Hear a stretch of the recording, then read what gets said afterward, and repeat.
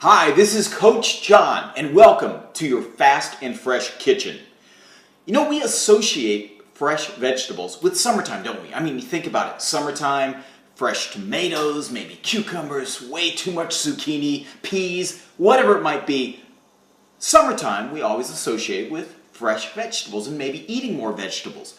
But now that we're into the fall and winter, that's no excuse because there's plenty of seasonal fruits and vegetables. We're going to look at vegetables today that are at their peak of their freshness, their lowest cost, and their greatest nutritional value. So let's look at a little roast vegetable recipe today on the Fast and Fresh Kitchen.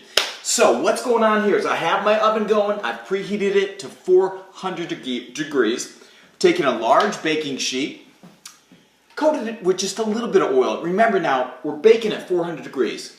So you want to use something like grapeseed, canola, safflower, sunflower oil. An oil that can handle that and will not start smoking, okay? Remember that little thing I did on oils, which oils are best for what thing. So if you have olive oil, that's not really best for this. Pick another oil. So the ingredients. I'll put this on the Facebook page with this so you can see them right there. But 1 large sweet potato, chopped into little pieces, about 1-inch cubes. 1 cup of carrots. Now you can chop carrots, or I've used baby carrots here because I always have them. I have some every day. I had them on hand, real easy.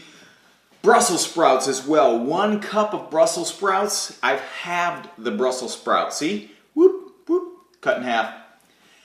Also, you can add 1 medium onion if you want to. Dice that up, and maybe 1 butternut squash. I have that in here as well. You put it all on the baking sheet, and then give it a little spice. So 2 teaspoons of rosemary, 2 teaspoons of thyme. Isn't that great? Thyme.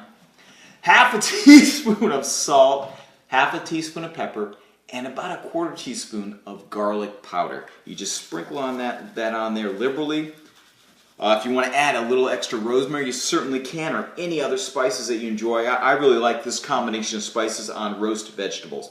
Now what we're going to do is put it into the oven for about 40 minutes.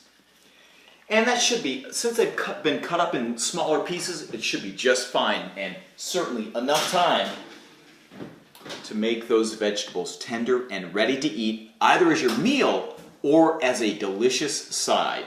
So thanks again for so much for being part of the Fast and Fresh team.